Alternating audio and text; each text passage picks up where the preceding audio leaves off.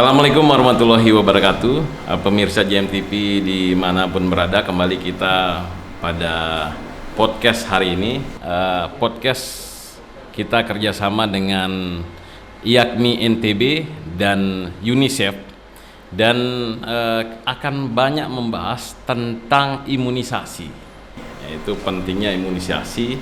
Dan tentu imunisasi ini menjadi suatu yang penting untuk kekebalan. Nah, saya perlu mendalami untuk kemudian tentang imunisasi ini. Kita sudah bersama Ibu Dr. Indri Hapsari, SPA, MSc, MHkes, CMC. Itu Bu Dokter ya? Ya, betul. Saya salah sebut nggak gelarnya nih? Sudah pas. Sudah pas. Jadi Ibu Dr. Indri Hapsari adalah dokter spesialis anak di Rumah Sakit Tripat Gerung atau Rumah Sakit Patut Patu Pacu yang semakin berkibar saat ini karena selalu kemudian memberikan pelayanan maksimal kepada masyarakat. Sehat Bu Dokter? Alhamdulillah sehat, Pak. Alhamdulillah. Gimana kabarnya Bu Dokter? Alhamdulillah sehat sudah. Jadi ya. Bu Dokter, ini tentang imunisasi. Saya kemudian membaca tentang imunisasi ini banyak satu pro kontra. Ada yang kemudian setuju, ada yang tidak setuju. Sebenarnya imunisasi ini untuk kekebalan tubuh bagaimana pengaruhnya Bu Dokter? Oke.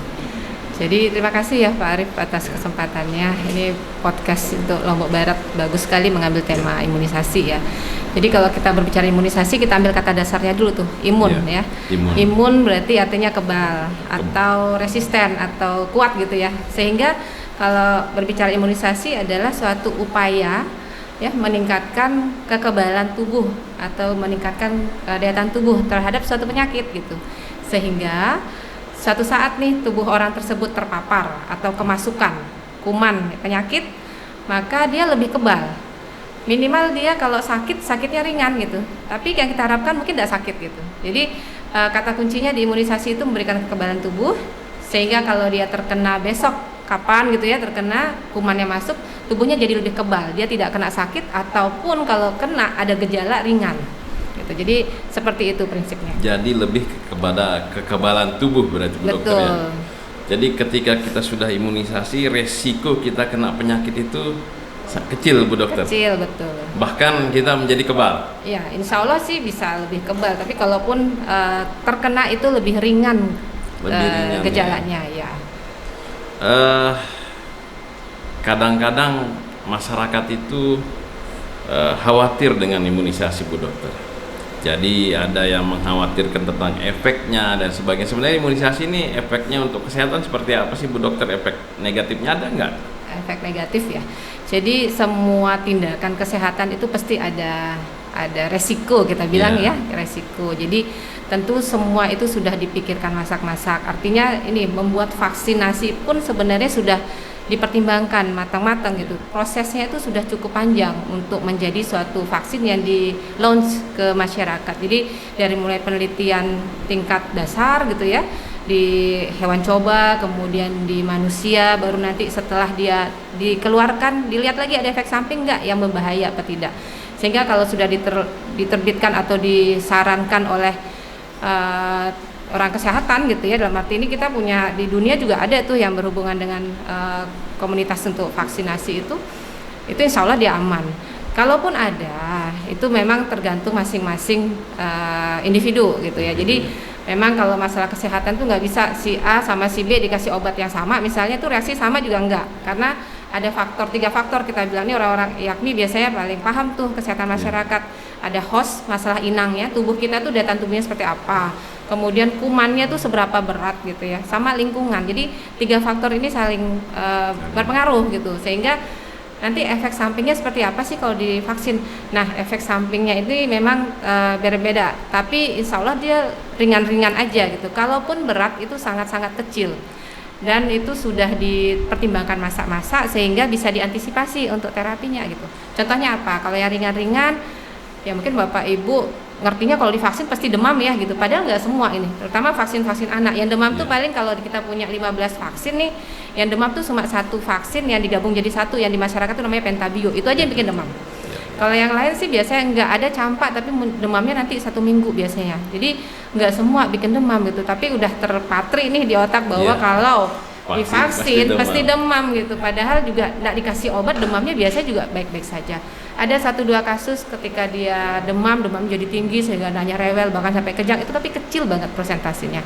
Ada kita temui sampai di rumah sakit, tapi kita bisa antisipasi gitu. Jadi insya Allah sih kalau sudah di launch, sudah diumumkan bahwa ini vaksin apalagi dari pemerintah, pasti sudah aman sih gitu. Jadi ya namanya ikhtiar ya Pak, kita ikhtiar sehat dan itu merupakan investasi. Jadi tergantung orang tua semua sih nanti kalau misalnya mau divaksin atau tidak. Tapi kalau dari pemerintah kan memang itu saran ya, memang kalau tidak divaksin juga justru akan bukan hanya merepotkan orang tua, tapi lingkungan bahkan negara pun akan repot tuh kalau ada yang sakit gitu ya. Berarti lebih baik divaksin walaupun memang ada efek samping kecil daripada tidak divaksin. Betul. Kalau tidak divaksin ini kemudian kekebalan tubuhnya nggak ada dan kemudian resiko kena penyakitnya besar, berarti Bu Dokter. Betul. Ya. Jadi memang jadi masyarakat memang tidak selamanya ketika divaksin anak-anak itu panas, biasanya kayak gitu Bu Dokter ya. Iya, betul. Jadi ada vaksin-vaksin tertentu yang kemudian membuat panas, dan kemudian vaksin ini kata Bu Dokter tadi adalah sudah kemudian disarankan oleh pemerintah, maka pasti sudah aman. Insya Allah aman ya. Kemudian Bu Dokter, apa sih resiko, saya balik lagi nih tentang vaksin imunisasi tadi, resiko ketika kemudian kita tidak divaksin Bu Dokter? Ya, jadi vaksin ini kan dia istilahnya untuk mencegah penyakit yang dapat dicegah dengan imunisasi atau PD3I, kita kenal seperti itu. Jadi tidak semua penyakit juga bisa dicegah dengan vaksinasi. Justru ada penyakit-penyakit yang memang sudah dalam penelitian tertentu dia bisa dicegah dengan imunisasi ya. Jadi kalau tidak divaksin tentu daya tahan tubuhnya akan turun ya. Sehingga memang kita ada 2 konsep nih kalau divaksin itu manfaatnya gitu ya. Kalau dia untuk diri sendiri ada, untuk lingkungan juga ada. Bahkan untuk negara juga ada. Jadi kalau untuk diri sendiri tadi ya, kekebalan tubuh dia itu lebih meningkat. Nah, dan kalau udah meningkat dia tidak terkena satu penyakit atau dia tidak menjadi meninggal gitu ya. Bahkan karena penyakit-penyakit yang dapat dicegah dengan imunisasi ini dia ada yang sampai menyebabkan meninggal gitu. Bahkan cacat. Jadi tubuh akan terhindar dari itu satu ya. Kemudian yang kedua, ketika kita divaksin itu ada namanya kita memberikan sharing pahala untuk lingkungan, atau bahasa gampangnya itu komunitas populasi yang bisa lebih tingkat daya tahan tubuhnya, atau kalau bahasa medisnya sih herd immunity. Jadi imunitas populasi. Kita memberikan kontribusi terhadap lingkungan sekitar ketika kita sudah divaksin. Makanya ada cakupan vaksinasi namanya bisa di atas 80%, 90%, itu dalam rangka melindungi yang 10% atau 20% yang tidak divaksin. Jadi kita memberikan kekebalan pada lingkungan. Untuk apa sih? Ternyata untuk melindungi orang-orang yang tidak bisa divaksin, Pak Arief. Iya. Kan tidak semua orang itu bisa divaksin. Ada populasi rentan yang nggak boleh divaksin gitu. Apa contohnya? Misalnya anak-anak bayi yang memang dalam kondisi tertentu nggak bisa dapat vaksin tertentu. Itu satu, karena bayi ada daya tahan tubuhnya rendah. Tapi ada bayi yang memang harus divaksin dengan vaksin tertentu tuh ada gitu ya. Atau dia anak-anak atau komunitas dewasa pun sekalian yang tidak bisa divaksin, misalnya dia dalam kondisi di kemoterapi misalnya. Kemoterapi ya. Anak-anak yang kanker, dewasa yang kanker itu nggak boleh ada vaksin tertentu, nggak boleh. Atau dengan penyakit HIV itu ada vaksin tertentu yang boleh, ada yang nggak boleh. Tapi kan dia mempunyai hak untuk dilindungi itu badannya untuk penyakit tertentu. Penyakit itu nggak milih-milih, saya mau masuk ke si A, si B, enggak. Jadi tubuh kita tuh harus terlindungi dari berbagai penyakit. Atau populasi rentan lainnya misalnya ibu hamil. Oh iya, ibu hamil. Ibu hamil nggak semuanya bisa divaksin gitu ya. Jadi kita melindungi populasi-populasi yang tidak bisa divaksin. Jadi ada satu lagi populasi apa? Lansia. Lansia. Lansia juga terlindungi dari penyakit-penyakit yang bisa dicegah dengan imunisasi, karena dia ada kondisi tertentu yang nggak bisa divaksin gitu. Jadi kita memberikan apa ya bahasa kita tuh perlindungan pada komunitas ya. Jadi perlindungan komunitas ya. Kita memberikan apa ya bahasa kita tuh amal jariah gitu kali ya, ke lingkungan sehingga kita kalau kita pakai tuh masalah payung gitu ya, pakai payung. Jadi orang di sekitar yang terlindungi di payung itu adalah komunitas-komunitas atau populasi rentan yang tidak bisa divaksin. Jadi ada kekebalan individu yang terlindungi, ada juga kekebalan komunitas yang kita berikan gitu. Sehingga memang mungkin ingat Pak Arief kasus-kasus terakhir ada outbreak di pondok, izin saya menyampaikan di pondok pesantren tertentu yang kebetulan waktu itu steril, tidak ada vaksinasi di sana karena memang waktu itu aman-aman saja. Ternyata ada suatu individu yang membawa penyakit masuk ke sana dan di sana memang tidak ada kekebalan, kenalah outbreak semua gitu. Jadi itu yang bisa nanti menjelaskan kok dulu saya di komunitas ini aman-aman saja, ternyata memang di sana kebetulan tidak ada yang terkena dan tidak ada agen yang membawa kuman, dia aman gitu.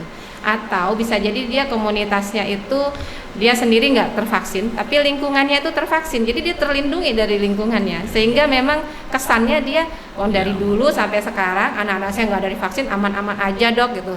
Ternyata dia mengambil keuntungan dari yang lain yang divaksin. Jadi sekarang terserah ayah bunda, sekarang kita mau memberikan kekebalan pada orang lain tuh pahala loh. Ya, sehingga kita mengajarkan yuk kita dapat pahala untuk diri kita sendiri atau kita juga terlindungi diri kita sendiri dengan kita memberikan vaksinasi pada anak-anak kita. Kita dewasa juga divaksin ya. Jadi kalau di anak-anak itu core-nya adalah Ikatan Dokter Anak Indonesia. Tapi kalau di dewasa nanti ada PAPDI kan? PAPDI ya. Penyakit dalam gitu. Atau OPSGIN juga ada untuk orang-orang ibu-ibu hamil tuh ada vaksin-vaksin tertentu juga boleh. Jadi kita berinduknya ke sana. Kalau di sana bilang, "Oh, ini vaksinnya boleh, vaksin enggak?" ya kita ngikut aja gitu. Karena memang itu yang ahlinya. Kalau kita ngikut siapa yang ahli ya kita ngikutin aja. Kita juga ilmunya tidak banyak gitu ya. Mungkin seperti itu Pak Arief. Jadi kalau imunisasi tadi kan, imunisasi ini kira-kira apa sih yang kemudian membuat pikiran atau kemudian pemahaman kita ngeri tentang imunisasi ini Bu Dokter? Apa kira-kira ini Bu Dokter yang kemudian membuat masyarakat ini, padahal kalau dilihat imunisasi ini seperti Bu Dokter bilang memberikan manfaat kekebalan tubuh bagi diri sendiri, bagi komunitas dan semua. Kira-kira kemudian apa yang menyebabkan masyarakat ini pemikirannya atau pendapatnya takut imunisasi ini Bu Dokter? Kira-kira apa Bu Dokter? Ya, ada pernyataan atau ilmu untuk imunisasi itu yang disebutkan vaksinasi hesistensi. Jadi keraguan, ragu terhadap vaksin. Ternyata yang menyebabkan ragu itu macam-macam dan itu bisa menularkan kepada orang lain. Dari mulai berita-berita yang tidak tepat gitu ya atau hoak gitu ya. Jadi ada orang yang divaksin ternyata habis vaksin dia meninggal. Nah itu di blow up sehingga orang jadi takut tuh. Padahal harus diteliti dulu meninggalnya karena apa. Ada yang kemarin divaksin dia meninggal, diteliti ternyata dia kecelakaan di jalan. Tapi yang di blow up sama media adalah habis vaksin meninggal gitu. Jadi ada penelitian lanjutan untuk kejadian ikutan pasca imunisasi yang kita ada komunitas juga, maksudnya institusi yang meneliti itu ya, KIP untuk kasus ikutan imunisasi itu. Jadi diteliti dulu dia sebabnya karena apa gitu. Apakah memang karena murni vaksinnya? Murni vaksinnya itu ada apa? Apakah vaksinnya rusak? Apakah vaksinnya sudah expired? Apakah memang cara penyuntikannya salah? Atau mungkin pas anaknya lagi tidak sehat gitu. Jadi banyak faktor yang harus diteliti dulu. Ini kira-kira ada resiko apa sih kok sampai dia kejadian seperti itu? Sehingga ini yang menyebabkan tadi keraguan di masyarakat. Sehingga memang perlu kita sama-sama lah sama media juga, gitu juga masyarakat literasinya juga ditambah sehingga tidak menelan mentah-mentah gitu ya, sehingga kasus-kasus yang seharusnya bisa kita cut gitu ya, dia tidak di blow up gitu. Jadi Bu Dokter dengan kondisi tadi saya pastikan lagi apakah kemudian di Lombok Barat khususnya di RSUD Tripat ada yang kemudian mohon maaf meninggal lah karena divaksin? Nggak ada, karena diimunisasi nggak ada Bu Dokter? Sepanjang saya dari 2014 sih belum ada ya. Belum ada Belum ya? ada, karena kasus berat pasti ke rumah sakit ya. Iya. Kalau ke rumah sakit kita ada kasus 1-2, tapi selamat semua kok. Selamat semua ya. Alhamdulillah. Jadi Berarti nggak ada. vaksin ini, imunisasi ini nggak berbahaya berarti Bu Dokter ya? Insya Allah sih kalau sudah di launch seperti saya bilang, karena udah pakai penelitian awal ya, jadi udah diteliti, bahkan ada kita bilang post marketing surveillance. Jadi setelah di launch, setelah diumumkan bahwa ini akan divaksin, diteliti lagi tuh ada nggak efek sampingnya. Kalau dia jelek akan ditarik. Iya, iya. Jadi memang penelitian vaksin tuh 10-15 tahun, kecuali COVID kemarin ya.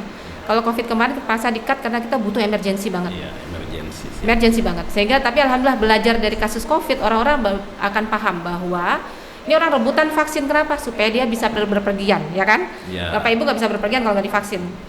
Iya, iya. Terpaksa pertama harus divaksin. Awal-awal terpaksa, habis itu minta semua rebutan vaksin rebutan. gitu. Karena ternyata melihat, oh setelah saya divaksin saya lebih Sehat, kebal ya. gitu, bisa buka masker, bisa bebas gitu. Jadi kasus COVID kemarin tuh sangat-sangat banyak pelajaran untuk vaksinasi, sehingga mudah-mudahan masyarakat jadi lebih aware gitu. Kemarin COVID mau divaksin, sekarang vaksin ini nggak mau, apa masalahnya gitu kan. Jadi ternyata Pak Arief, masalah keraguan tadi itu nggak semuanya ragu sih. Setelah diteliti-teliti ada faktor-faktor yang lain. Misalnya, ibu kok anaknya nggak divaksin? Ternyata faktornya karena saya kerja dok, posyandunya pagi gitu. Iya. Saya mau cari vaksin di mana? Karena dia nggak tahu ternyata ada vaksin buka sore gitu. Ada vaksin. Jadi harus diteliti satu-satu juga sih kalau dia nggak mau divaksin tuh gara-gara apa. Jangan dibilang dia anti vaksin sama sekali, enggak. Biasanya saya ngajak ngomong dulu, ini gara-gara apa sih kok nggak mau gitu. Rata-rata banyak yang misinformasi. Misinformasi ya berarti. Beda dengan yang kasus-kasus tertentu yang pokoknya saya enggak ya enggak gitu. Nah itu saya nggak habisin waktu untuk karena membelokkan mindset tuh agak susah. Agak susah. Sehingga kita mengalihkan, kita punya energi untuk yang tadi yang setengah-setengah karena misinformasi. Karena ya kita berharap yang tidak mau sama sekali itu terlindungi dari lingkungan sekitar sih.